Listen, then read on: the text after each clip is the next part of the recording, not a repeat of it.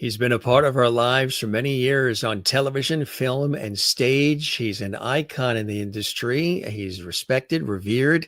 He's funny as heck. He's got some great wit, and he is a real treasure when it comes to the world of entertainment. And he's right here on the Jim Masters Show. We're talking about award-winning TV and film and stage actor, playwright, director, producer. He does it all. The one and only Billy Van Zandt is here. We have a wonderful conversation that's in store for you. And we're going to be talking about so many of the epic things that he has done over his many years in the entertainment industry, originally from New Jersey and making his way out there in Los Angeles years ago and knocking him dead ever since. Good to have you with us. Jim Masters here, your host of the Jim Masters Show.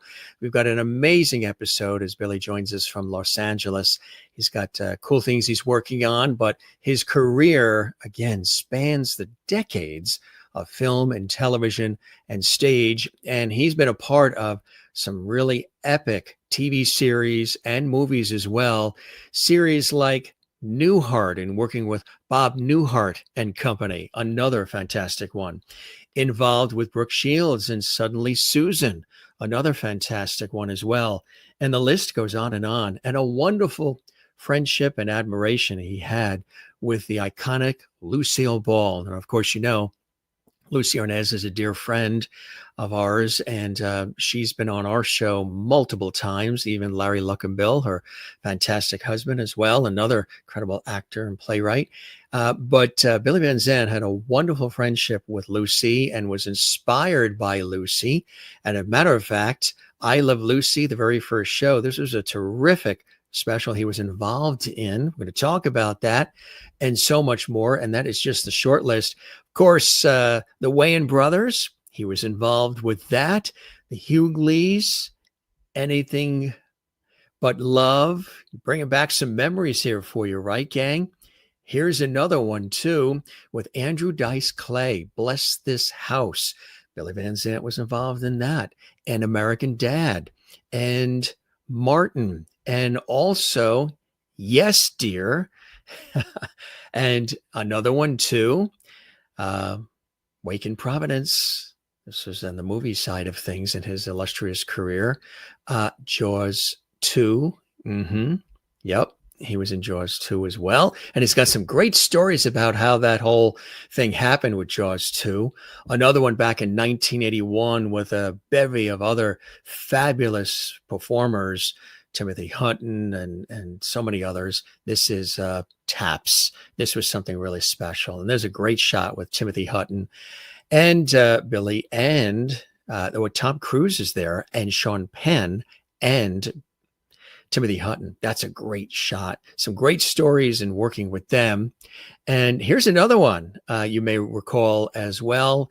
The Marvelous Mrs. Maisel playing Groucho. This is another fantastic one. Just wanted to bring back some memories for you guys. Star Trek, the feature film, the brother of the incredible musician and actor, Stephen Van Zandt. Yes, if you didn't know that.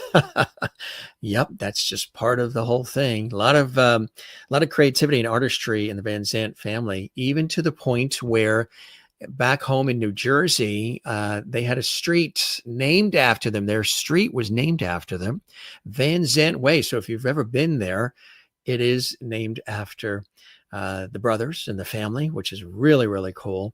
Again, he is truly an icon in the industry, and he's touched our lives in so many different ways. Playwright, actor, author of the theatrical memoir, Because It's Funny, and the TV memoir, Get It in the Car, Jane, Adventures in the TV Wasteland. I have that. And if you don't have that, you've got to add that to your collection of reading material, because it's absolutely a page turner. It's fantastic. Here's the one before I just mentioned. And of course, this is with Jane Milmore, who he's had a wonderful long-term friendship with that goes back many, many years. They've collaborated and have written together so many projects and plays and so much more. Of course, off Broadway, you got Hate Mail, which was another fantastic one as well, with Billy and Jane together. But their friendship and their relationship has been really one for the record books, and they have been responsible for so much material. Again, he was born in Red Bank, New Jersey, and he's of Dutch and Italian descent. Grew up in Middletown Township in New Jersey, and that is where the street is. And he's worked on, again, so many amazing performances too, in addition to what you're seeing there with him and Jane, who have penned so many things together. And the list goes on and on and on. He's also been star of off-Broadway plays. As I mentioned, You Got Hate Mail, Silent Laughter, Drop Dead, The Boomer Boys Musical, and 21 other theatrical plays written with Jane Millmore, including A Night at the Nutcracker, Wrong Widow, Summer Stock, Perennial Love, Sex, and the IRS. Also wrote the property known as Garland for Adrienne Barbeau, which ran off-Broadway at the Actors Playhouse in 2006.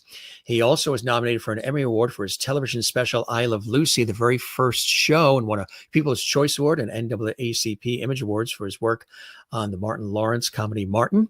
And also the Prism Multi-Cultural Award for his work on TV's The Hughleys. And along with his partner, Jane Millmore, he assisted with the development, as I mentioned, of some of those shows we just showed you, the Wayne Brothers for Shawn Wayne and Marlon Wayne, Suddenly Susan for Brooke Shields, Bless This House for Andrew Dice Clay, Daddy Dearest for Don Rickles and Richard Lewis. If you could ever find on YouTube the clips, the outtakes from that series where Don is just on fire, it is incredible. It's like, behind the scenes of the making of. It's incredible. He also starred in his own plays as well. He had roles as Bob, one of the sailing teenagers in Jaws 2, as I mentioned, back in 1978, Alien Starfleet Ensign in Star Trek The Motion Picture, 1979, military school cadet in the 1981 film Taps, as mentioned, mobster wannabe in the 1999 film Awakened Providence, which he also co-wrote that as well. And he was a regular cast member on Anything But Love on ABC, guest star role 1990, Valerie Bertinelli, Sydney, which is another one too. Do you remember that one? That was a terrific one too, with Valerie Bertinelli. And there we go. Boom.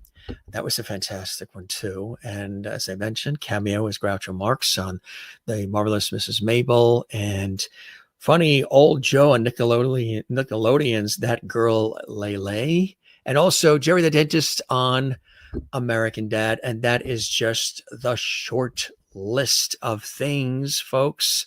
Really cool stuff. I know it's bringing back a lot of memories, and there is from Nickelodeon, as I mentioned. And yeah, that's the short list. We could do a mini series on just all of his accolades. He's a great guy, and everybody loves working with him. And again, whenever you're in Jersey, make sure you go down Van Zandt Way. It makes me think of just a couple of weeks ago, we were in New Rochelle, and we were, there where Carl Reiner lived, Rob Reiner and company, and where they named everything after the Dick Van Dyke Show. And that was cool to see. So when you're in Jersey, go see Van Zandt Way. Here he is, our very illustrious guest, the one and only Billy Van Zandt. As I mentioned, television, film, stage. He does it all, and he loves it. And now he's on the Jim Masters Show, the pinnacle of his career, coming here on our show, right? True, Billy, isn't it? Hey, Jim, I'm exhausted from hearing what you just did. It's, I've been around a while, I guess.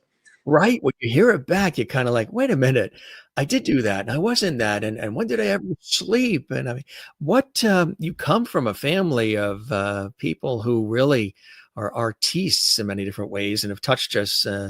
Your brother, of course, in music, you and playwriting and acting and so much more, and producing.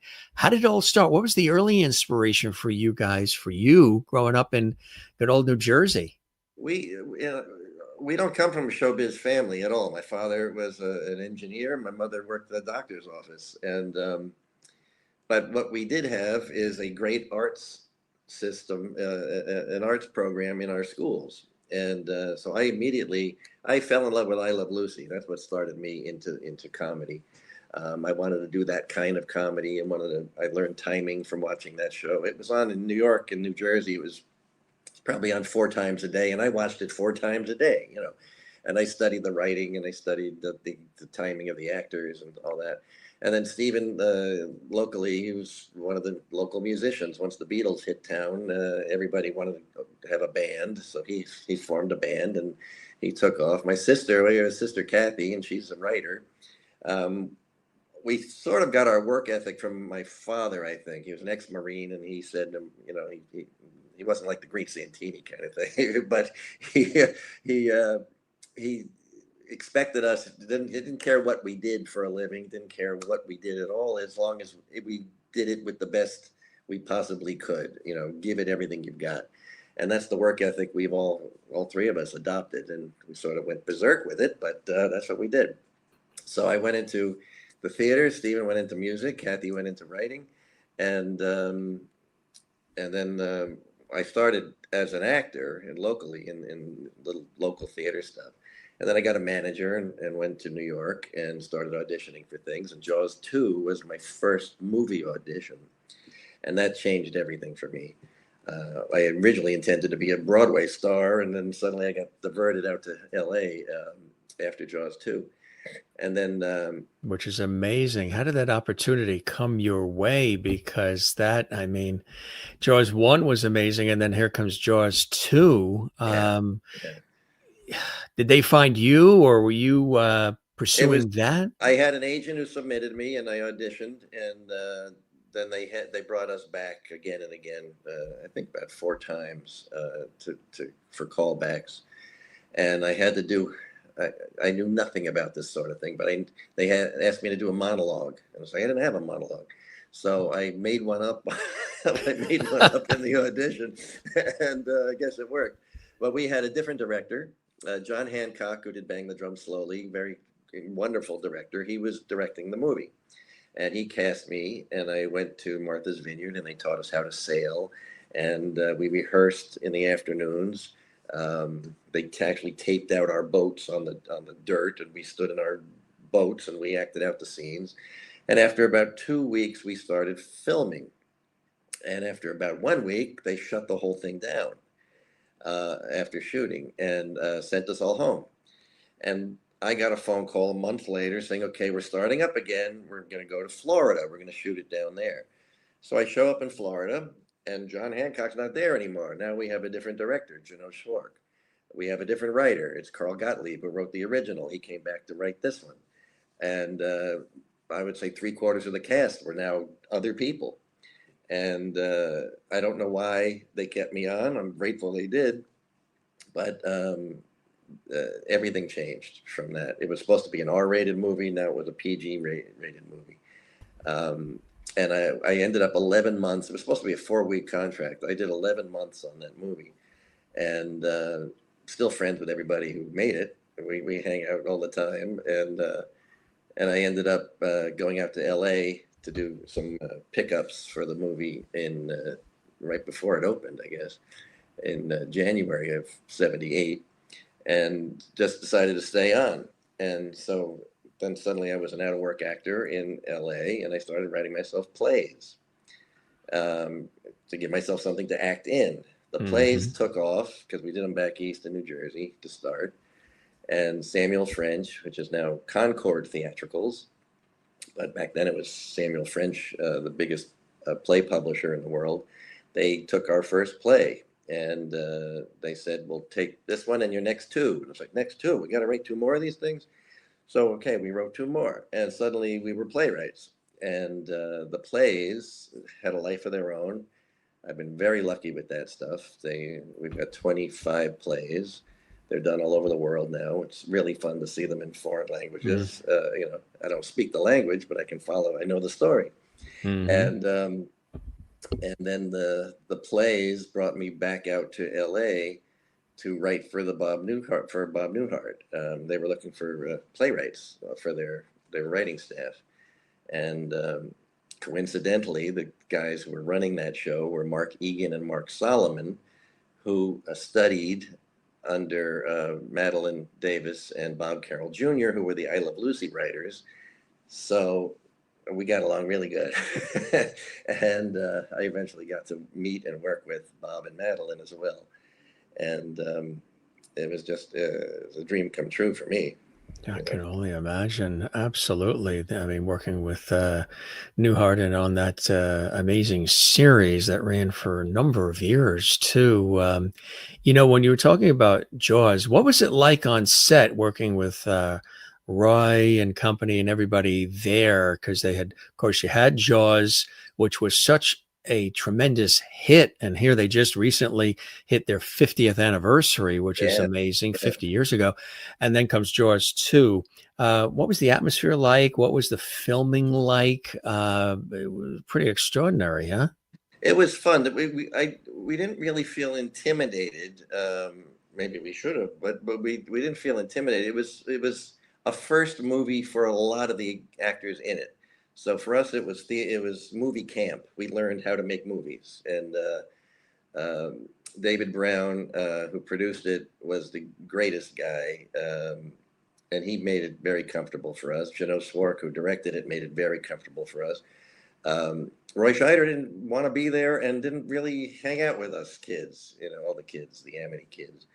Um, he was forced to do this movie because it was in his contract from the first movie, and he made it very. It was well known that he would rather be somewhere else the entire time we filmed, but he was pleasant, and he was very good in the movie, but he didn't want to be there. But for the rest of us, we just had a ball. We had a ball. And love everybody who was in it. Really a fantastic opportunity, to be a part of that. And you say, Mm. like, even with Newhart, Set a beautiful mood on that set. It was a big family. Everybody on that show was just family. Um, and I got to actually work with Don Rickles on the Newhart show before I ever wrote for Don later on.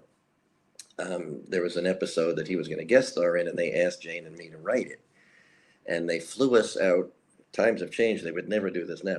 They flew us out to Vegas to put us up for a night so we could watch Don's act. Well, everybody knew Don's act. I didn't need to go do that, but I was happy to do it. And we wrote that episode for him. And then years later, we were doing a show for Don and Richard Lewis. We had worked with Richard Lewis on Anything But Love, and he asked us to write this show for Don and himself. And we did. And working with Don Rickles was the greatest time of my life. I had loved working with him. It was very weird, though. It was look at things. On that show, our bleachers were packed every day of rehearsal because all the people from the studio would come in to watch us rehearse in the hopes of being insulted by Don. And he fulfilled that promise too. When he was not on stage, he was on stage, and he would go after anybody, and it was so much fun. It was so funny, to the point where we kept the cameras when we were shooting the show. We turned the cameras on to film the show, and normally you turn it off after each take. We left the cameras on because Don would attack the audience. He'd attack the cameraman. He'd attack everybody, and it was hilariously funny. So we filmed it all, and we ended up putting pieces of that at the end of each episode. And I heard you were talking about that, the outtakes that oh are my online. God. That was every day. That was every day on the set. So Yeah. we had a ball. But when you had him alone, Yeah. the quiet, polite, fun little, Yeah. just a nice guy. And we went out to dinner. One time we went out to dinner, and it was Jane and me and Frank Pace, who was our producer, and Don and Barbara. And he was, it was just a nice little dinner. And then as we got up to leave, Warren Beatty and Gary Shandling were entering the restaurant, and Don stopped and did a half an hour act attacking these two guys. And it was the funniest thing in the world. And everybody's just crying. It was so funny. He was talking about how the size of Warren Beatty's head. He just kept going on about how big his head was, and that all the weird deviant stuff that Gary Shanley would be doing with animals and stuff. It was just very strange. And we get outside and we're all crying, laughing. And then Don turned to us very quietly and went, "Did I do okay?" I was like, "Yes, Don, you did fine." You know? But loved working with him. Loved working with him. He was amazing. And I'm just thinking about stories where they said, he really was a sweetheart of a guy. He was. Yeah. Off. He wasn't the bull. Uh, do you think, I know a couple of people who've been here on the show, and this was the series that we're talking about, Daddy Dearest, Yes. which is fantastic. Um, you think a Don Rickles would exist now? Some people have said, no, Don Rickles today wouldn't be, and some of the others too wouldn't be in vogue, I think, today. I mean, I think it's hilarious, funny, witty, quick, I still all think in it's funny. jest, all in fun. Our problem with that show is we did it basically the first year it became inappropriate to do that show. You know, um, yeah, I think somebody doing his act now, unfortunately, it would be really rough to do. I do think so. Um, but it was as funny as it gets. When he was on the Johnny Carson show when I was a kid, that was an event. Everybody in the family would wait up for when's Don Rickles The coming? Dean Martin roasts. The roasts are great. They're still hilariously funny. They really are. They really are. But yeah, he was. And then he was friends of Regis Philbin, and they would perform together, and they would similar energy in the way that they were, that New York energy. Regis saying, "I'm only one man. I'm carrying the network." Yeah, right. Yeah, he was amazing too. I mentioned Lucy, and you had an opportunity to help bring this to life, which was something really special. When did this appreciation for Lucille Ball, I Love Lucy, and really anything related to Lucille Ball start for you? Was it as a kid? Was it early on when you were watching it on good old Channel 5, WNEW, New York, like we watched it too? Yeah.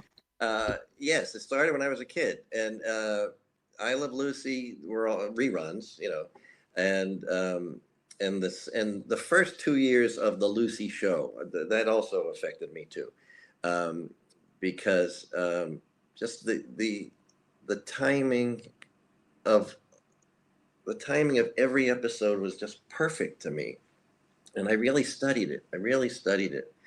And I learned later that the Bob and Madeline, who I said got to be friendly with during that when we found the I Love Lucy pilot, they were great. They told me they did 39 episodes a year the first 2 years as writers, with 2 weeks off at Christmas time. That's it, and no writing staff, just the two of them. And I said, how did you do all that by yourselves? And they said, well, we didn't have a choice. I said, okay. And I said, and you keep saying you went home at 5 o'clock at night for dinner? And she said, oh yeah, if you have to stay past 5 o'clock to do this, you shouldn't be doing it at all. It's like, wow. And nowadays people stay till 3, 4 o'clock in the morning with a crew of 20 people at a table trying to rewrite these things. They didn't do that, and they're classic episodes. But after 2 years, they brought in Bob Weisskopf and Bob Schiller to write as well. But it's still only 4 people doing all those shows. So I studied it. I copied and stole from them as much as I possibly could. And when I had just started work for Grant Tribune, a small production company. We were in development with them. And Bud Grant, who was president of CBS, came into our office and he said, I just found something. And I said, what? He said, I found the I Love Lucy pilot. I said, the pilot? No one's ever seen that. And he said, I know. And I said, where did you find it? He was at a Thanksgiving dinner with a woman who was married to a world famous clown named Pepito the Clown. And he was the man who put Lucy and Desi's vaudeville act together so they could tour the country to prove that they were acceptable to the CBS people as a married couple, which is obscene, but they had to do that to sell the show.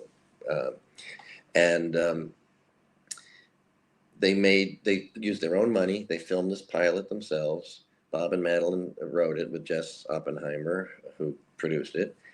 And they had 2 copies. One went to CBS and one went to Pepito the Clown, who guest starred in the pilot. Well, his wife had no idea what she had. And during this Thanksgiving, right after Thanksgiving dinner, she started showing home movies and Bud was there. And he said, all of a sudden the I Love Lucy pilot comes on.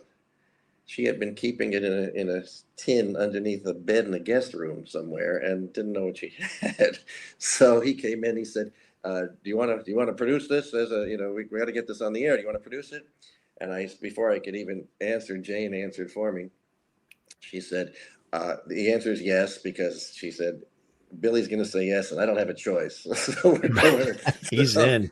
So we then took the thing to CBS, and they said, oh, great, I'm glad you have it. We're going to cut it down to 22 minutes and air it. And I said, oh, no, you're not. No, you're not. This is a historical piece of footage. You're not touching this. And they said, well, it's not a half hour. It's not an hour. It's in the middle. And I said, yeah, so give me an hour. We'll do a special, and we'll introduce the footage, and it'll be the first time anybody gets to see it. They said we want it for sweeps week, the important week where everybody measures the audience level and decides what's important and what's not. And they said we would need it in 2 weeks. I said, you'll have it in 2 weeks. I said, what? They said, what are you going to do? I said, I'll get footage from Lucy and from Desi to tell the story of how they put the whole show together, because I knew all the interviews that they had done in my head anyway. And I said, we'll get Bob and Madeline to answer some questions, and we'll put that together, and that'll be the hour. And they said, well, you can't do that in 2 weeks. I said, yes, I can. And then we did. We put the whole thing together in 2 weeks. Originally, Carol Burnett was going to, we were in negotiations with her to host, and she would fill in the blanks where we needed it. And I wanted to invite it to be Lucy Hernandez, but her mother had just died, not even a year earlier. And I thought, 1989, right? Yeah. So we started talking to Carol Burnett, but what I had to do was I had to send the script rather, to the estate of Lucy and Desi for them to approve the clips and stuff we were going to use. And Lucy read the script and realized we were paying as much tribute to her father as her mother, because nobody in Hollywood paid tribute to Desi Arnaz, and he invented the whole business for all of us and never got the accolades he deserved. So she called up our studio and said, I want to host this thing. It was like, yes, great. So she came in, we rebuilt the I Love Lucy set, and she narrated from there. And she was lovely, and it was great. It was the #1 show for the year on CBS, and they got us an Emmy nomination, which was cool. That is really, and being such an admirer of everything Lucille Ball and her incredible talent, and to see that people really responded to that in the way that they did, Billy, must have been a real feather in the cap, huh? It really was. And just to see, everybody said, you're upset you didn't win the Emmy. I said, yeah, but I said the important part for me was watching the I Love Lucy heart close at the end of the episode with my name in it. that was big enough for me. Absolutely. It's funny, we went to the Emmy Awards, and I thought, everybody I ran into at the thing, oh, we voted for you. I thought, oh, this is gonna be great.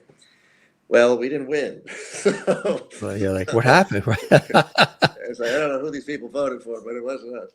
But I'm thrilled we got to do that. But just to even the nomination is a real accolade unto itself, that it was Yeah, such appreciated. And you actually formed a friendship with Lucy. And this is from back of the day of Life with Lucy back in yeah, around 1986, when after I Love Lucy and the Lucy Show and Here's Lucy and all the other memes she did and all these other things, Yours, Mine, and Ours with Henry Fonda, epic that's her. career, That's her best. beloved person. There That's her you best. are together on the set Yeah, of Life with Lucy. And unfortunately, this one didn't necessarily gel in the same way all the other series had. And I know that was something that she took really to heart. yeah. Did she express any of that to you? Well, the way that came about, I'll try and do this quickly. Ann Dusenberry, who is in Jaws 2 with me, was cast as her daughter on that series. And I got a phone call immediately from Ann saying, "You're the second person I've called. I had to call my mother first. I'm sorry, but I had to call and tell you what's happening." And I said, "Okay, I'm on a plane." And in my mind, the whole reason that show was coming back was so I can meet and work with Lucy. So I flew to L.A. and eventually got to know her and hung out on the set. And I eventually got to guest star on the show with a little 2-line role, which was great.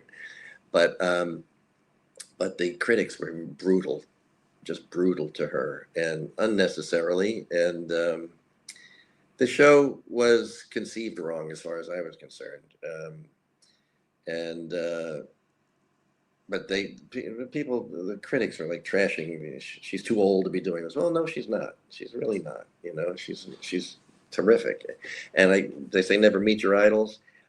That's not true. She could not have been greater when I met her, and we were friendly for a couple of weeks there because I hung out for a couple of weeks for that, and I eventually got invited to her house for the first episode airing of Life with Lucy, and she answered the door. And this sort of just killed me because the critics were brutal, like the day before this evening. And I walk up to the steps, and she opened the door, and she said, "Hello, I used to be in television. Come on, come on." It's like, oh, you know. But I ended up uh, sitting on the floor because there were a bunch of people there: John Ritter and his wife, and Gail Gordon, and Ann, and me, and a couple other people. And we're watching the episode, um, and and I'm sitting on the floor, like I would be at home when I was a kid watching the show. And as I'm watching the thing and laughing at the show, it was a good episode with John Ritter. Um, I realized behind me is Lucille Ball watching me watch her. It was very surreal. It was very surreal. Um, and it was a fantastic night for me too. I loved it. But the critics were cruel, just cruel to her, and she didn't deserve it. I'm so glad she got to have that final moment at the Oscars when she and Bob Hope came out. This is a month or two before she died, and the whole place went berserk for her. And I thought, They good, really did. good. Yeah, I know, because it was a different team of people. I think it was Aaron Spelling was involved in that production and everything else, Yeah, but she did yeah, get Gail Gordon to come back. And I know they were very tough. She's trying to recreate what she did 30 years ago, whatever, but it yeah. was overdone. And yeah, but the fact that here you are, somebody you've admired all these years, once again, now having an opportunity to um, be with her in that way. How do Yeah. you describe her from your perspective? Everybody has their image, their thought, and I concur with what you said. And Lucy Arnaz and I have talked about it. And now Desi is getting his due with the books that's been out, and this has been this real resurgence for a love and appreciation for everything Yeah. Lucille Ball and Desi Arnaz. And she just released the book with the letters that they wrote together, and it's really beautiful to see all that. It's a great book, and the Dizzy Arnaz book Yes, is great too. is I just read fantastic. them both. Yeah, yeah, Absolutely right. yeah. And Larry Luckenbill's book is great. I mean, and your books are. But Thanks. from your perspective, what was she like uh, for and with you? She could not have been friendlier. She was. very professional, and it was really fun to watch her rehearse, because when I first got there, I was told, Anne said, Billy, I'm sorry, I should have told you before you got on the plane. It's a closed set. They don't want anybody in the audience. And I went, oh God. And I snuck up to the back of the bleachers anyway so I could watch. And I was going to get in trouble, I knew, but I hid. And then suddenly they were having a table read, and I saw that Lucy walked in, and they're all sitting around the table. Right before they read, I see Lucy starts looking up, and she sees me up in the bleachers, and I thought, oh. And she got up and she walked all the way up to the front of the bleachers. She said, hi, Billy, I knew you were coming. You know? And for the rest of the week, it was still a closed rehearsal. Nobody was allowed in there except me. I got to sit there and watch her rehearse all week long. And it was incredible to watch how professional and how good she was. She redirected a little bit. She liked the camera angle better than what the Mark Daniels was doing. She dragged the actor to see, you should be here, not there. And Mark would go, oh, yeah, you're right, and change the angle. She was in the middle of rehearsing a scene, and as she's talking, she said, 2 lights back on the right is out. And then she kept talking.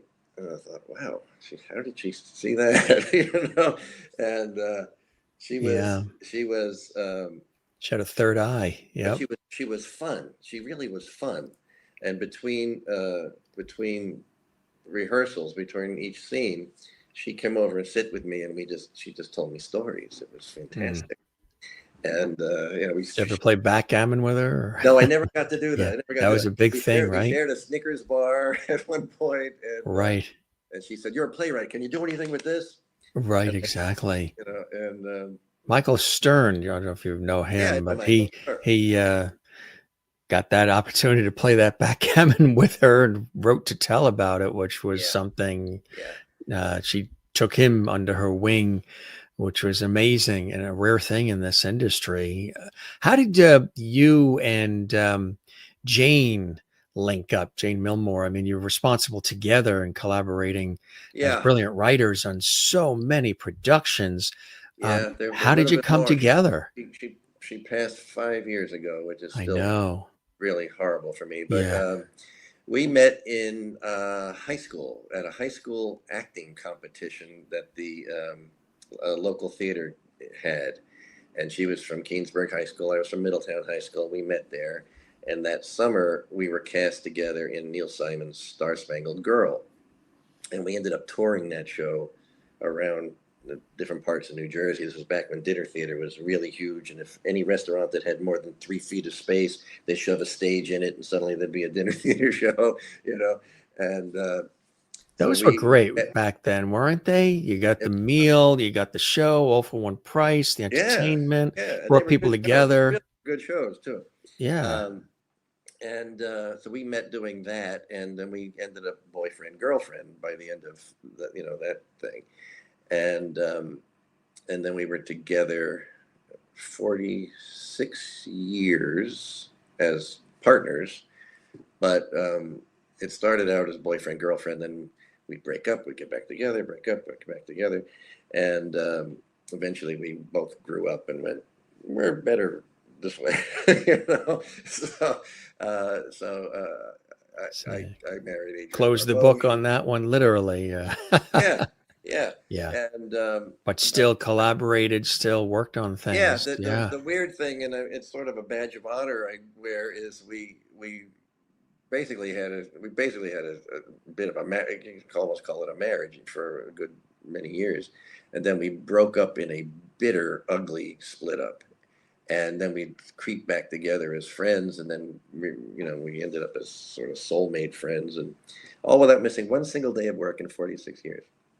Made for some interesting made for some interesting days at work, but some Yeah. very good dialogue for our shows. A lot of material, exactly. Yeah, Yes. yeah. And And the last show we did together was the Boomer Boys musical, and yes. we just finished touring the country with it. We did it off Broadway at the Triad Theater in New York, and then with a 2-year exception in the middle because of some pandemic that was around. We toured that show off and on for about 7 years, and then Jane passed away 5 years ago, and we kept touring the show, and it's sort of because she was sort of still with us in a way, because it was our show together. So yeah, so I ended up writing "Get in the Car, Jane," and where here it is, and because it's funny. Yeah, hold it up. It's nice when the author holds it up. There you go. I got two of them. This one is about all the plays, so it gives you the history of all the plays that we wrote together and all the backstage stories and all the fun we had doing that. And this one is about all the TV shows. And I think if you put the two of them together, you get a great picture of Jane. And so I think it wasn't intended to be a memorial book for her, but it worked out that way. And it's been rough without her, I have to say. Still. I don't doubt, exactly. She's such a big part of your life, but somebody that did come into your life and that you were working on a production with is this lovely lady, Well, right? oh, she's in the other room right now. Yeah, Yes, Teresa Genzel, and of that's my course, wife. That's my wife. yes, We did yep. the show we did. You've Got Hate Mail was basically the story of Jane's divorce told through emails, because the when she broke up with her husband, he sent emails to try to get her back, and Jane wrote the nastiest things back to him, and I would see them because they were in her office when she was doing it, and I read them and I think, God, that's funny. Oh, Jane, hang on to these. We may use them someday. And we ended up doing that. We wrote a show about a woman's divorce, and we told it through emails with 5 actors and 5 laptops with the scripts right on them, so we could bring in guest stars to play some of the roles. And Teresa came in to do one of those roles. She played Jane's role in that. And that's where we met. And we've been together ever since. Which is a Yeah. beautiful thing, Yeah. right? Exactly. And along the way, too, you had worked with Adrienne Barbeau. You guys had been married. You have Hmm. twin sons as well. Another fabulous actress as well. She's going to join us in a couple of days. Oh, good. Um, Good, good, good. yeah, a wonderful actress as well. And so, yeah, you've had an opportunity to work with so many incredible people and be responsible for so much material. Going back to 1981, another really fantastic production movie was Taps, which I mentioned a little bit in the Yes. introduction. And how did that come about, and what was that like? I mean, the people that you had an opportunity to work with, extraordinary.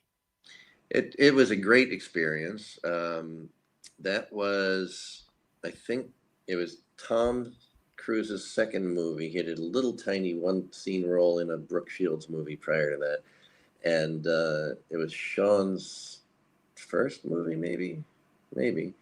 Um, but it took place at we filmed it at the Valley Forge Military Academy in Pennsylvania, and it's still a good film. It holds up, and it's a great film. George C. Scott and Tim Hutton were the stars, Yeah, except great when names. now when people refer to the movie, it's the Tom Cruise Sean Penn movie. So it's not Right. entirely fair, but and we got along terrifically. To the Tom, I would say, was so innocent at that time. His mother would come on Sundays with fried chicken for all of us and stuff. Um, he was brand new to this, really, and Sean was very much a method sort of guy. I'm not, but he is, and Tom really tried to follow in Sean's footsteps, but I don't think he got why he was doing what he was doing. Sean would show up on days that he wasn't in the scene, just so he could give the finger to Tom behind the camera to piss him off, because in the next scene they were going to be together and he wanted to piss him off, that kind of stuff. and we went. Oh, talk about Lucy. I moved back out to L.A. after TAPS, and Sean and I hung out together, and Tom was coming out. So Sean said, we'll pick him up at the airport," and I said, "Okay." And I always take.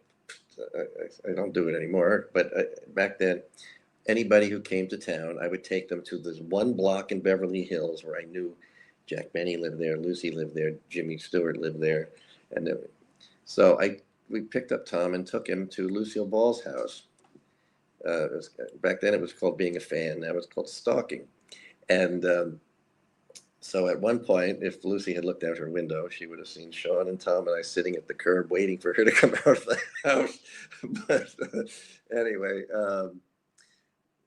it was funny seeing Tom develop into what he became, because when we rehearsed that, we had 4 weeks of rehearsal and for TAPS before we ever shot, and we also took us through all the military training too, so we would look authentic. We took place in the military parades every Sunday for the cadets who were actually at the school, and I just blanked on what I was going to tell you.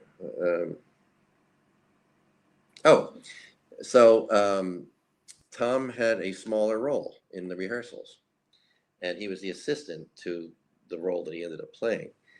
And during the rehearsals, Harold Becker, the director, went, "Let's switch those two guys." And Tom got promoted to play the role he ended up playing. And we snuck into, we didn't sneak, they hit us up in the rafters during Tom's big scene where he goes nuts at the end. And watching that film, right there, I swear, I sat there going, "Oh, this guy's gonna be big." Didn't think, I thought he did a good job through the whole film, but that was the moment where I went, "Wow, fantastic!" And he did. I ended up a couple years ago, I guess, when he did Maverick, the Top Gun. Oh yeah. Sitting Right. sitting in this packed theater, and it was packed. And I thought back to the first movie Tom did after TAPS was this little thing called. It doesn't matter what it's called. I can't remember it. It was Shelley Long and Losing It. It was called, and it was the two kids going to Tijuana to lose their virginity or something like that. Mm-hmm. And I went with Tom to. It didn't have an opening because it wasn't that kind of film. It was the two of us sitting in Westwood in an empty theater with like three other people somewhere, watching his movie debut there, and I thought, God, to have come from that empty theater to where he is now, pretty impressive, and I'm so happy for him. I really am. Absolutely. And TAPS, again, if anybody hasn't seen it, I would encourage them to find a way to see it, because it really is a real fantastic piece of work on so many different levels. It's very moving. You've had an opportunity also to help bring to life some great shows, even working with Brooke Shields with Suddenly Susan. And she's a New Jersey native too, right? Yes, and Yes. I loved working with her. It's a very complicated story that I can't go into here. It'll take 2 hours to tell it, but Put another it's dime in the it's payphone, great folks. in this. But it's in the book. It it's in their book. We were brought in. Jane and I were brought in to rewrite a script that did not meet up to the standards of the network, and it turned into us being sort of forced into taking over the thing, writing the whole thing from scratch, and we had like 2 weeks from the time that they asked us to do it to the time we had to turn the finished product in. So we wrote the entire script over a 2-day weekend. It was horrifying. Anyway, the show gets picked up and goes on to what it did. I think they did 5 years. Yeah. And but that it's a very interesting story, and I read the book. You'll enjoy it. It's in the You'll book. enjoy it. Also winning awards, being involved with the Hughleys too, huh? Yeah, that was a fun show to work on. DL was great to work with, and everybody on the show was fun. It really was fun. That's sort of the common thing for everything we've worked on. If it isn't fun, I don't want to do it. I don't. Life's too short. There were a couple. There Like was American Dad too. Yeah. American Dad. I played Jerry the dentist, and they brought me back to do that a couple times. And Matt Weitzman and Mike Barker, who created that show, were what we call baby writers on My Daddy Dearest show. It was their first job on a sitcom as writers, and I hired them. And then many years later, I got a phone call saying, "You want to come guest star on the show?" I was like, "Yeah, that'd be fun." So that was great. What was the passion for you first early on? Was it the acting or the writing, or you were doing them concurrently and then the writing took over?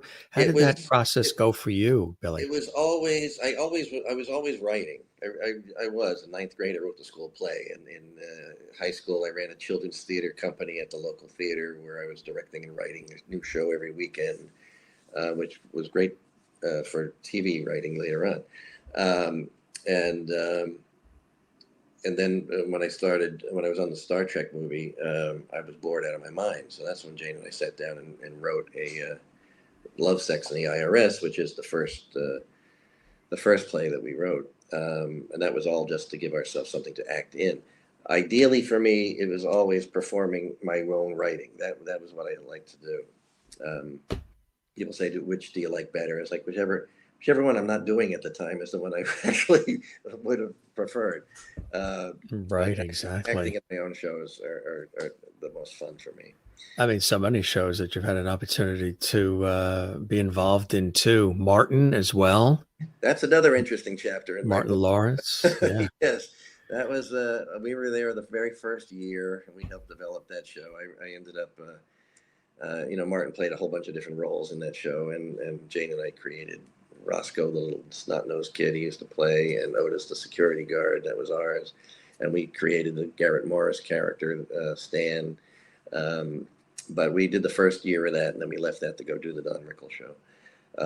But that was an experience, and we're very talented people on that. And the one I always give credit to is John Bowman, who he was a great showrunner, and he's passed now. But he made that show much more, really? Much easier to do. Really come alive, right? Yeah. And of course, the super talented Wayans brothers, working with them as well, huh?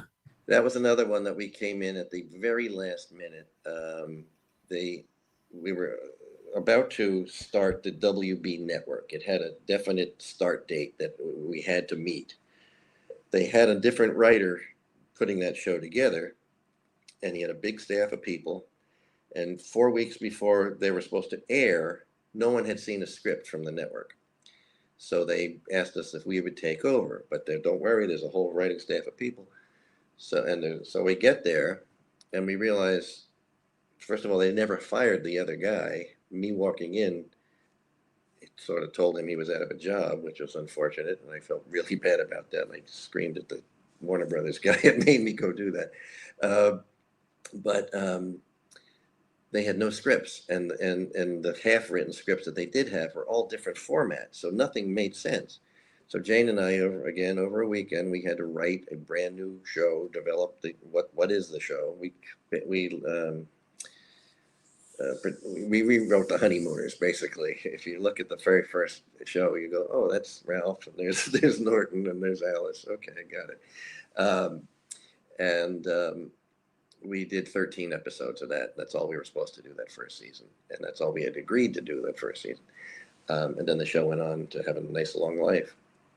And but Marlon is brilliantly funny, and he's a great actor. And he used to do this imitation of me that made no sense at all to me or Jane. But Marlon, he thought it was the funniest thing in the world. Yeah. All the time. And right. I didn't know what he was doing.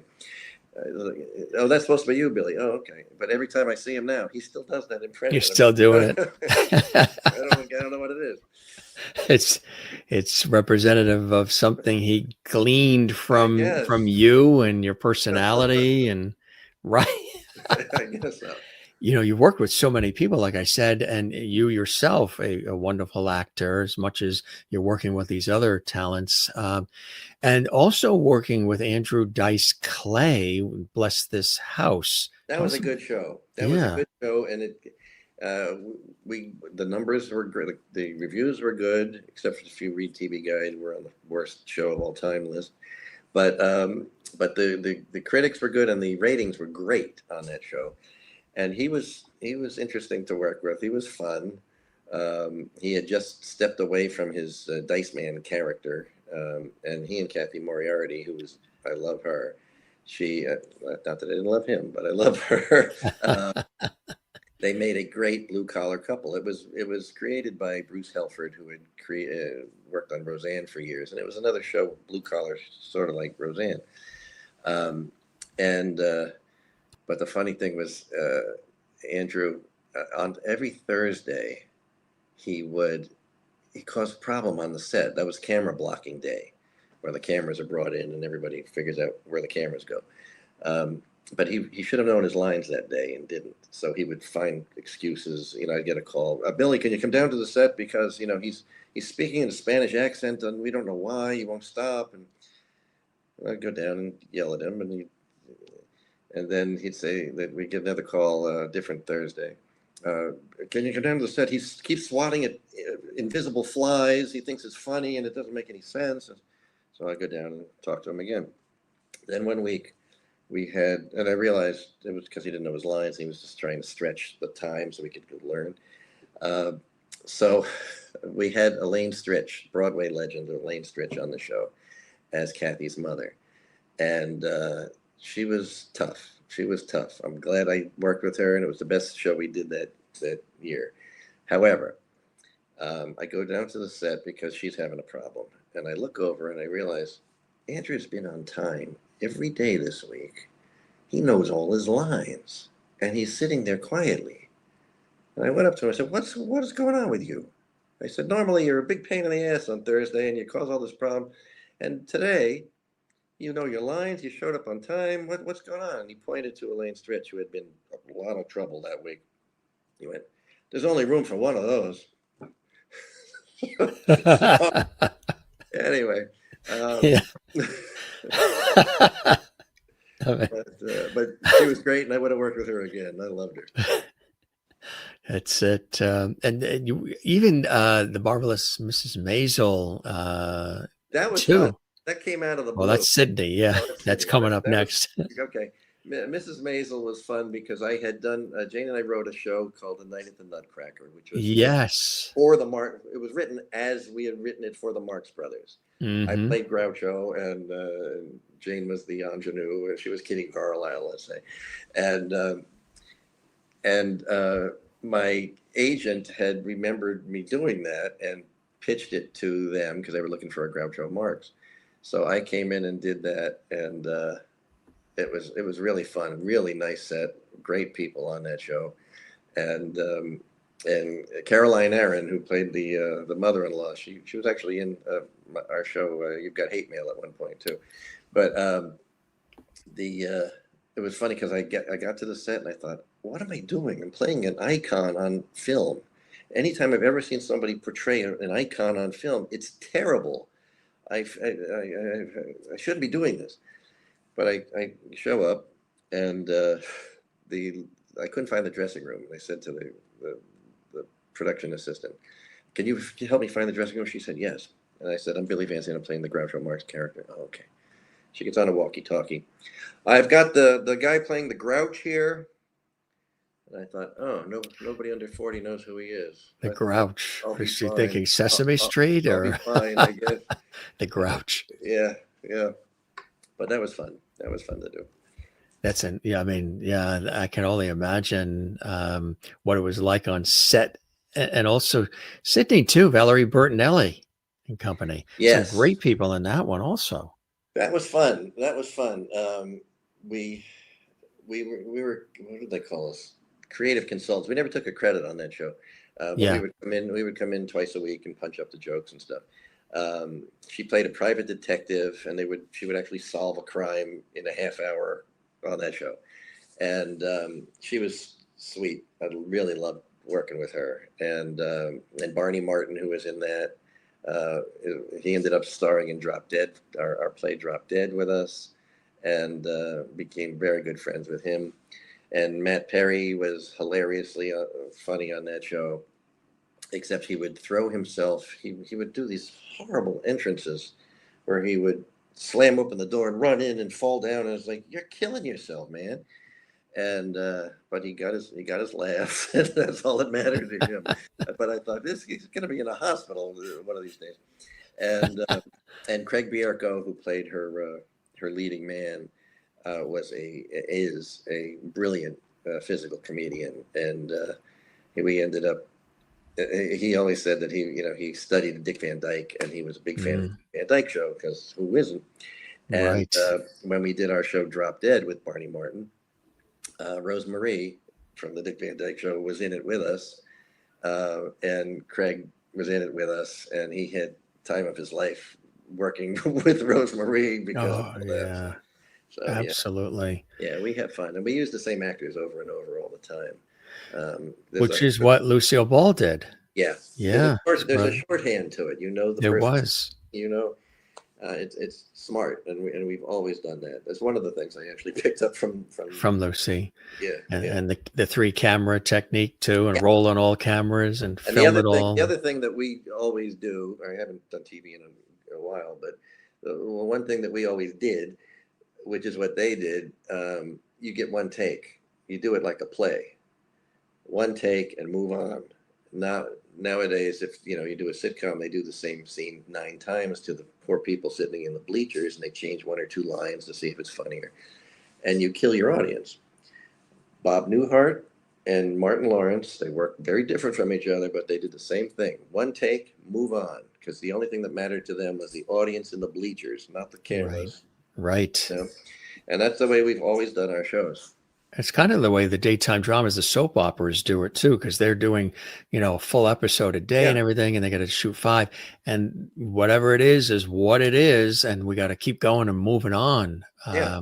yeah. Did And you it's ever good. get into that world at all? The daytime drama world, soap That's the opera one thing. world? That's the one thing I've missed, I guess. There's Yeah, still a few left. What do you got? I guess. Days of Our Lives just hit I 60 guess so. years. You got General Hospital, Young and the Restless. So, Yeah, yeah.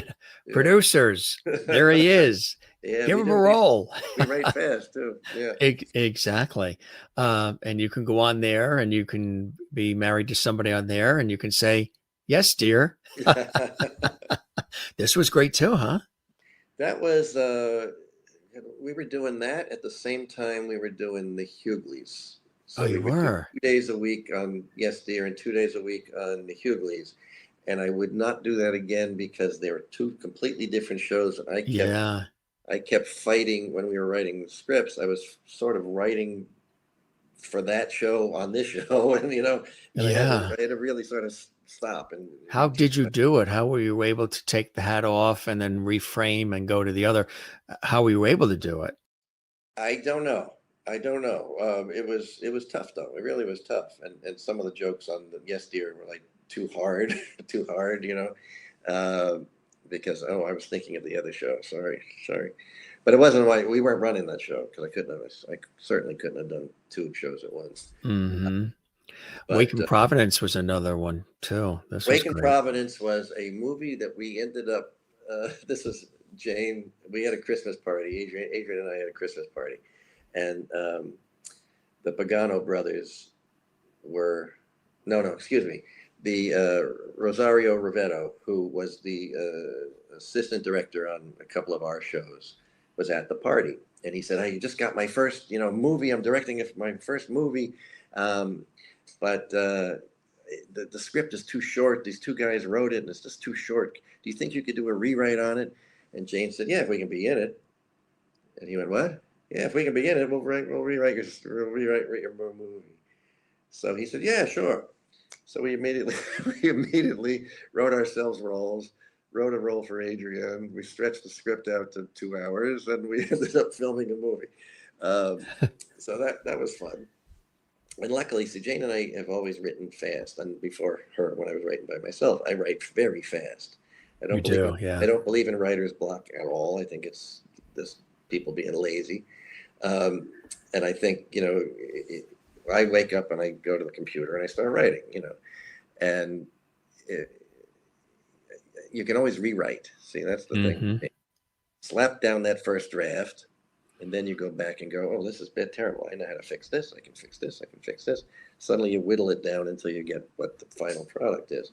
So we've always written fast, and that's one of the reasons we ended up doing Suddenly Susan and the Wayans brothers, and a lot of that I attribute to when I did children's theater when I was in Right. high school, because I had to write a new show every week. And oh, this was actually funny. We did when you did children's theater, you would, if you did the lead character girl, Cinderella, so Sleeping Beauty, if their name was in the title, you knew the show would sell out. So we did all those kind of shows at first. And I had just done Peter Pan, and there was a guy who was a drag queen in it, and he was hilarious as Captain Hook. And I said, wait, I got an idea. And I brought him in, and I said, okay, I'm going to do Cinderella, but the stepsisters are going to be played by two big burly guys. And I want you, Victor was his name, I want you to play the stepmother as Betty Davis, because he could imitate anybody. So that's what we did. He played Betty Davis as the stepmother. It was hilariously funny. So the next week we're doing Sleeping Beauty. I said, okay, now I want you to do the evil queen, except you're Tallulah Bankhead. And he came back and he did that. It was hilariously funny. And after the second week, a mother comes up to me and she says, what am I supposed to do if my son sees one of your shows and wants to put on a dress? I said, well, bring him back. I'll put him in the next show. Sign him up. That's it. Yeah. But those shows I learned how to write very, very quickly, and it's always helped. And I How still, does whenever we do one of our shows now, even if they're published, because they're all 25 are published and people can do them. If I redo any of those shows, I'm always rewriting. Even before you walk on stage, I'm backstage going, okay, try and say this. right, exactly. For when you look at it, how does coming from the New York tri-state area, from New Jersey, and the quick pace and the lifestyle and the certain East Coast quick wit, dry wit humor, observational humor about life. Has that been something you've been able to pull from and reflect in your humor over the years too, coming from Yeah, Jersey and from the New York area? it's definitely a Jersey rhythm, I guess. I think comedy is all musical, and there's a certain rhythm to the East Coast humor, and a lot of it is, that kind of humor too, fighting with each other. And but I've always, and I still do this.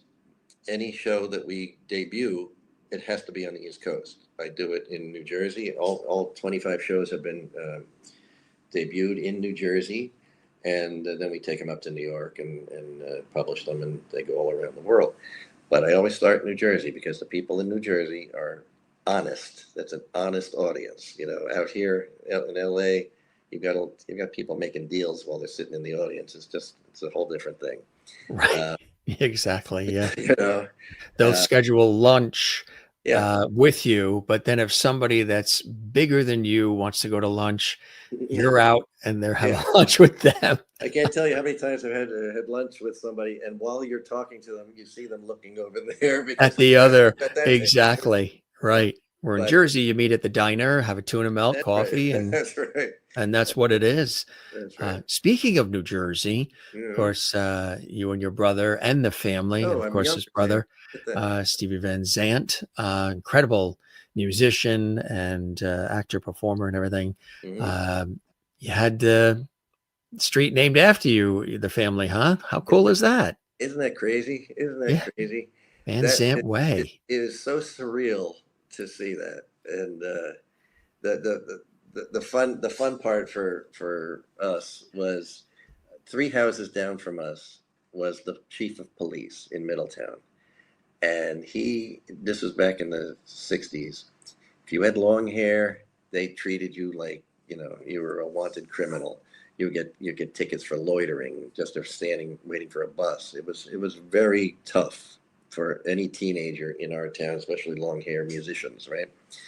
So, so they named the street after us, and could not make my brother happier because the guy that gave him such a hard time, the chief of police, his address, he's no longer with us, but his address is now Van Zandt Way. So, so there was a lot of satisfaction that day. That is really, really cool when they do that. They did that with Dick Van Dyke and that show in New Rochelle, which was amazing. God bless him. Did you ever work with Dick Van Dyke? Here he is on the cusp, everybody, fingers crossed, to 100. Unbelievable. We have the same birthday. I've met him several times, many times actually, through the years. We've never worked together. One fun thing for me was when Rosemary got her star on the Walk of Fame out here. Dick Van Dyke and Carl Reiner and I sat together to have lunch afterwards, which was a ball for me, man. And Dick, Carl, Mr. Reiner, said, "Oh, what's that Rosie song?" And Rosie, it's an Al Jolson song. "Rosie, you are my posy," something like that. And the two of them started singing, and for some reason I knew the song, and the three of us sang the song. And I thought, oh, that's a moment that I'll remember. I wish somebody had filmed that one. Ever work with George Burns? No. I saw him when I was a kid. He played the Garden State Arts Center. And he sends you his best. There he is. I love that. Isn't that cool? That's very cool. This was my aunt's. She was a collector of dolls. It still actually has the verification here. He's holding the cigar and everything. He's been on our show a couple of times. Wow. And it's really cool. It's and if you notice, you got George here, and right next to George, let's see, I'll move George that way, is the I, Jimmy Jeannie bottle. Barbara Eden's in there resting. She is sweet. I don't know how, she's 90 or something years old. Unbelievable, like 94, I think now. And he made it to 100. Yeah. God bless him, huh? But yes, but as you were talking about Dick Van Dyke, his wife Arlene is terrific, and she's been great for him. And we have a lot of good friends that are very good friends with the two of them. And he's still, he's still doing good. He's doing great. He really is. God bless him. And Carol Burnett too, still. Yeah. And Mel Brooks still with us. Yeah. And we just lost not that long ago Carl Reiner. Do you remember that line that Carl Reiner said that I think was fantastic? One of those quick-witted Carl Reiner lines. He said he would wake up every morning and sit at the breakfast table, and he'd have the newspaper, and he would open up the newspaper, and if he didn't see himself in the obituary in the paper, he'd have breakfast. That's right. That's right. That's quick-witted, funny stuff. I love that kind of humor. It's really, I miss all that kind of stuff. Everything is, I don't know. Sometimes they're grabbing a lot for it when it just came naturally, before for everybody. You also were Nickelodeon known. You got a whole Nickelodeon fan base. The girl Lele, huh? My friends John Beck and Ron Hart created that show, and they called me up at one point and they said, "We're going to write you a guest star part." I said, "Oh, that'd be great," because John had also done one of our shows with us too as an actor. And they said, you have to put the scene down on tape, because nowadays you can't just, as an executive producer and a showrunner, you can't just cast anybody you want. You have to send the tape to the network for them to give the approval and all this stuff, which is horrible. But anyway, so I put the scene on the thing, and it was funny, and I shipped it in, and they called me a couple days later and said, Billy, I don't know how to tell you this. I said, what? You didn't get approved. I said, what? Why? And they said, well, we can't say this, but you're too old for Nickelodeon. I said, oh, okay. All right, whatever. Too old for Nickelodeon. So they called me a week later, and they said, we got another role for you. So I'm not doing that again. Forget it. They said, no, you'll get this one. I said, why? I thought I was too old. And they said, no, you'll get this one. I said, why? Because we named the character Funky Old Joe. So I ended up getting the role. I ended up getting the role, and then they brought me back again. Which, hey, a role is a role, right? I guess Absolutely. so. I guess so. That's really, really cool. Yeah. It's amazing. When you were growing up in Jersey, did you ever think, it would turn out to what it has been, which is a really, truly, Billy, an illustrious career and It's been very. continues to be. Thank you very much for that. No, I always knew I would be performing. That I knew, and I think if you were, back in junior high, high school, I was going to be on Broadway or, in New York theater, and that was as far as I was looking. Um, but I've always done like 12 things at once. I was writing this while I was directing that, while I was acting in this, and so it's my career has been all over the place. Um, and now that the TV for me, the TV sort of has settled down, and I'm now back to performing a lot. And now I'm writing books. I wasn't planning on doing that either. Um, and But it's been fun. I will say every single thing I've done, with one exception that I quit, which is in the book. Which is Uh, in the book. which is in the book.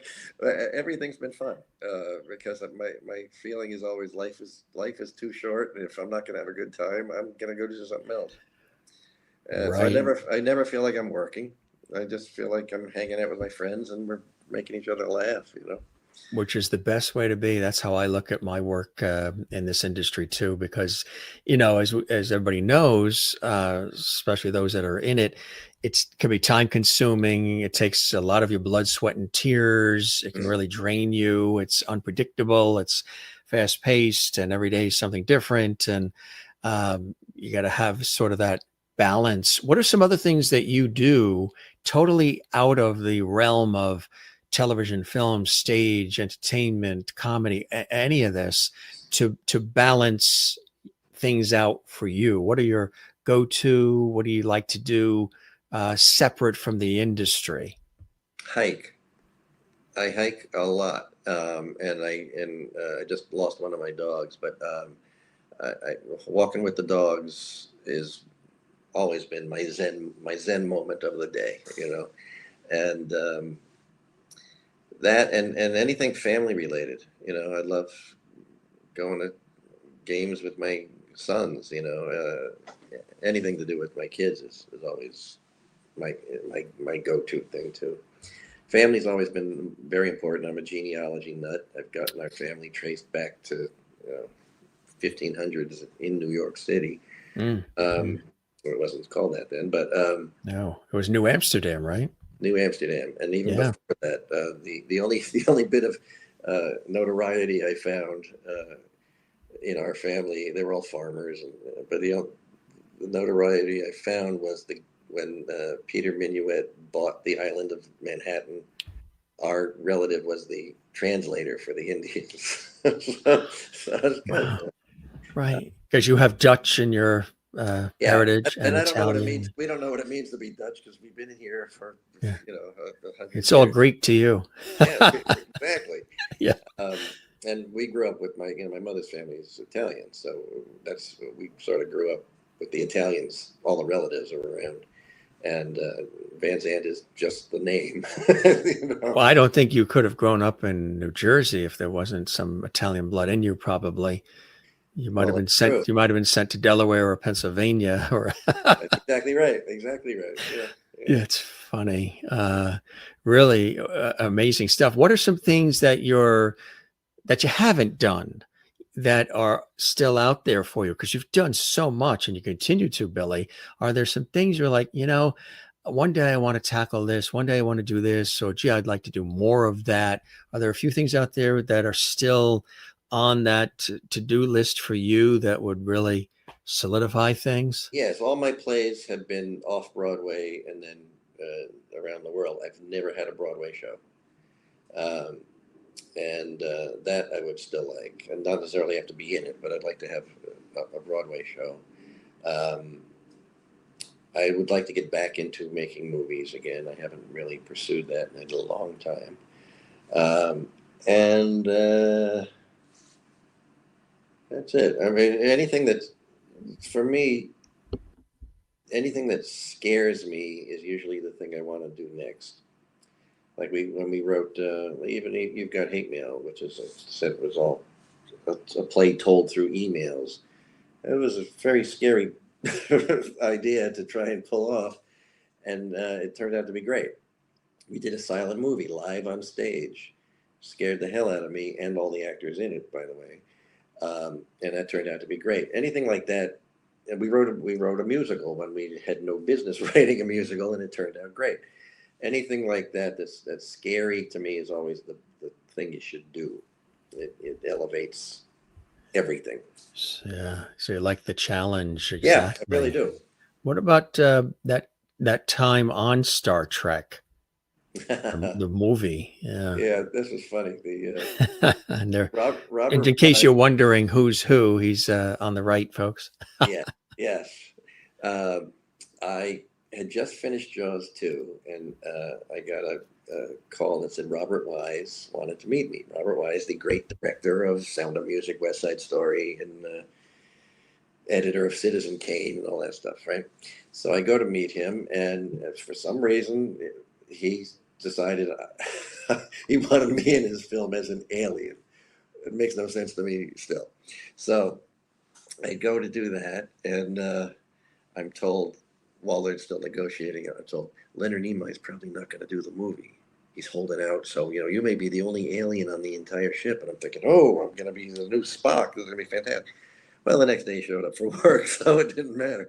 And but I was told that there was so much secrecy with the film that I had to stay in my dressing room. I couldn't go. I couldn't wander the lot. I couldn't eat lunch in the commissary. Because back then this was all about secrecy. So I had all this alien makeup on, and that's when I had Jane bring the typewriter before computers, where we wrote ourselves a play in my dressing room with alien makeup on. That's how I did it. And but one day I thought, Jane, this is stupid. I'm going to sneak you onto the set. You should at least see what we're doing. So I said, you got to hide though. So I sneak her onto the set, and I hide her behind lamps and boxes and stuff, so she could peek through and see us filming something. So I go to shoot a scene, and the camera starts to roll, and I hear William Shatner go, "Cut! Wait a minute! There's somebody back there." I thought, oh God, I just got fired. And the next thing he says is, "You can't see from back there. Someone get this young lady a chair." And they bring Jane forward, and they put a director's chair right next to the camera and let her sit there. And I've always loved Bill Shatner ever since that. I tell you, wow. And Yeah, it's kind of an iconic character too, yeah, real yeah, Star Trek Trekkies. They know all about it for sure. Yeah. yeah. Really amazing. The body of work, Billy, truly, and you've had an opportunity also to work with your brother, didn't you? Wasn't there a project that you worked on with your brother, Stephen Van Zandt, Disciple? Oh, yeah, I forgot I was in that. Yeah, Steve, that's right. and that was last year. He can Last remember year, 1979, but Stephen yeah, Van Zandt, right. Disciple. Yeah, you played yourself in Yes, it was a 2024, right? documentary about his life, About his life. and it's Yeah, great. It's a great documentary. I got nominated for a Grammy Award for video, right. and it's quite good. And if you don't know Steven's work, your head will explode watching all the stuff that he's done. And they compacted it. Did a really nice job on this. They compacted everything that he's accomplished into a 2-hour documentary. So Incredible, my right? my only complaint, and then Bill Tech will hear this for the first time. I did probably a 2-hour interview with the director. I'm in the thing for one stinking line. I gave him Really? great. Here's a story, and here's a story. Here's a great story. Yeah. One line, but And it's what was that important line? Do you remember? no. What I do remember, what I do remember is He was some, my brother, and I loved him. yeah, something like that. But it's a great documentary, and my sister's in Mm, it a lot. She gets she tells some good stories. that's cool. Did Uh, did the family, folks, and everything get a chance to see and appreciate your successes, your brother, the sister? I mean, everybody's. Did they get to see your work? Yeah, yeah. Very, very happy to say both parents have seen all of us succeed. They're no longer neither of them are with us anymore. But they got But a chance to they see did. things happen, right? Huh? Yeah, yeah, That's a beautiful thing. That's like the icing on the cake, in so yeah. many ways. Yeah, that is beautiful. And get my father get to meet Don Rickles was a big thing too. Oh my God, that had to be Great. Yeah, good old Don Rickles, and yeah, there's Bob Newhart. We were a fan of people like Dangerfield, Ronnie Dangerfield, Phyllis Diller, all of them. Me too. Oh yeah. my God, miss all of them. Uh, I and do. I that do. quick sort of bang, bang, bang, bang, bang. God, Yep. it's just extraordinary. Really, really is. Your book, again, we want to show it too, because it's available at Amazon and places where books are sold, right? Barnes and Noble and Amazon, you can get Barnes that. and Noble, and there's of course this one as well, folks, because it's funny. I am happy to say that for a minute and a half, both those books made it to #1 on Amazon. It was very quick, but it counts. But you got to the top. You made it to the top. Yeah, yeah. You enjoyed writing those, huh? I really did. I really Yeah. did. I started the first one right before the pandemic. Um, uh, Jane actually got to read that one, and she actually picked the pictures that went in the book.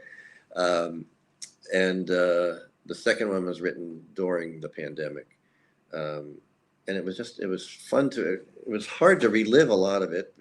With the first book, with this one, I had journals that I had kept on all the TV shows. Why I did that, I have no idea, because I never kept a journal before. I never kept a journal afterwards. But on the TV shows, I kept journals.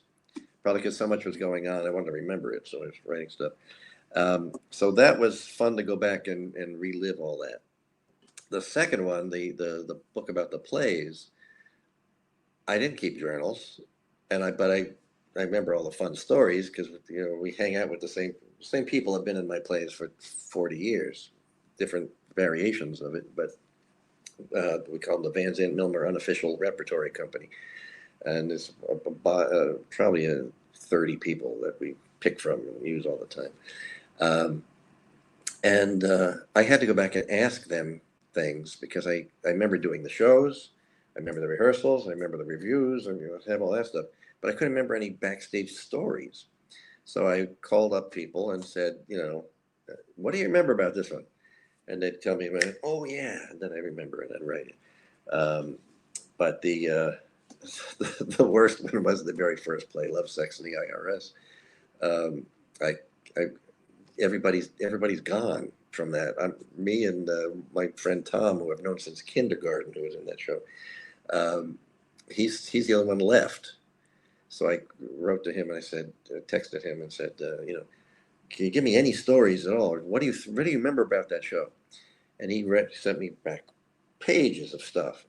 None of it was funny. It was all insulting stuff about how I wrote him a lousy role, and how, so I was like, Tom, I'm not using any of this. So but that's why we've been friends for 100 years, That's really cool. Some really terrific stories you've been sharing with us, Billy. There's a great website too that I encourage folks to go to, because it really talks even more in depth about all the work, of course, with Jane too, but just some really terrific things, some real rare gems and nuggets that you can check out about Billy and all this work, which is extraordinary. And again, the books, folks, he not only lived to tell, but he wrote about it with these books, and I'm sure more to come. And his lovely wife, who's in the other room, That's right. another brilliant performer as well, and really fantastic, my friend. This really has been a terrific conversation. Like I say, we have conversations here versus interviews at the Jim Masters Show, and this was really cool, going back down memory lane, but also talking about other things you're working on. And I really appreciate all the time. You really are somebody who has put the time in, has enjoyed the ride, the ups and downs, the craziness of it all. And the body of work is, like I said, exemplary. And you've touched us in film and television and stage in so many different ways, even the streets named after you back home, which is amazing. And I really appreciate the fact that you took time out of your busy schedule to join us here on the Jim Masters Show. And I really hope you enjoyed the time with me as much as I have with you, Billy. It was great. I had a great time today. This is great. Thank you for asking me. You're very welcome. And I tell all the guests, too, we keep the porch light on for them. So you are welcome back here at the Jim Masters Show series anytime you want. Okay. Anytime Beautiful. you just want to say hi, or you got some new cool things that you're working on and you want to share it with all of us and our viewers, keep us in mind, because we'll keep that light on for you, my friend. Thank you so much. You're welcome. And if you know other folks you think would like to hop on, spread the word. It takes a village, doesn't it, my friend? Yeah, that's the truth. That's the truth. You be well, and best of the holidays, too, coming up. You too. You too. Thanks a lot. Thanks, Billy. It was a pleasure, and sending you good vibes from back east. Okay. Thanks. You be well. Thanks for everything. Billy Van Zandt joining us here on the show. What an epic conversation. I think we really hit home all the way back to New Jersey, talking about the early days in his extraordinary life and career and family and all the influences and all of the shows and productions from stage and film and television and all the people he's worked with. He's a brilliant actor himself, playwright and producer. And again, these books, you're going to want to add them to your reading material. They are fantastic, folks, both of them. And really cool. I hope you guys enjoyed this. If you enjoyed this episode of the Jim Masters Show Entertainment Lifestyle Celebrity Talk Show series, be sure and come join us again or go back into the archives. We have hundreds and hundreds and hundreds of celebrity guests and special friends who've stopped by our show and have spent some time with us here on the Jim Masters Show. And we've had some amazing epic for the record books conversations with them all. And now with the incomparable Billy Van Zandt joining us here on this show. And we appreciate his time. You know, he mentioned his friendship in working with Lucille Ball and the admiration for Lucille Ball. And, you know, of course, our dear friend Lucy Arnaz has been a part of our show several times. We all love Lucy. And if you never saw this when we had our anniversary show, she had these fabulous words that she shared with us. Again, she's been a guest. You can see those archived episodes. But she sent this little video, the wonderful Lucy Arnaz, which figured it was a perfect time to show you here. We showed it on the anniversary show, but here it is again in case you didn't see it. Hey, Jim, it's me, Lucy Arnaz. I just wanted to wish you congratulations on 25 years. Holy cow. I remember when you were just an anchor guy out on the street doing, you know, people stories, and now here you are with your own fabulous show online, and you've interviewed everybody in the world, including me several times, and you've always been a fantastic support, you know, always letting people know what I'm doing and my history, and I can't tell you how much I appreciate it. We love you, and we wish you continued success, and how about 24, 25, or maybe 35 more years? Congratulations.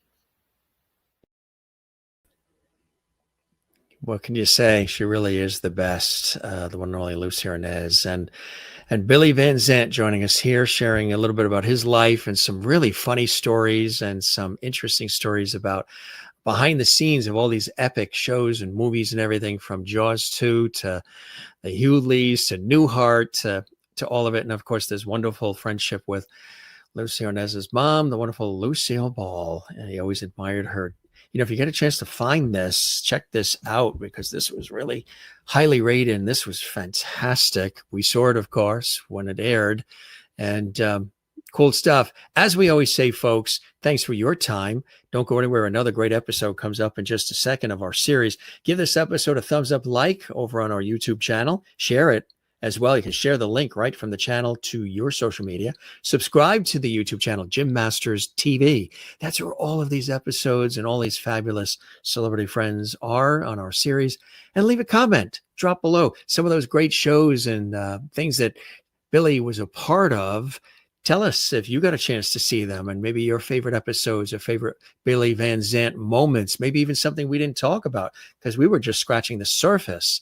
If you ever find the clip with Don Rickles and company from Daddy Dearest, the outtakes, as Billy was talking about, when Don was making the crew and the family of all the people, the people that were in the audience, because it was like a family on set, but the audience members just picking at the camera guys. And we've watched that several times.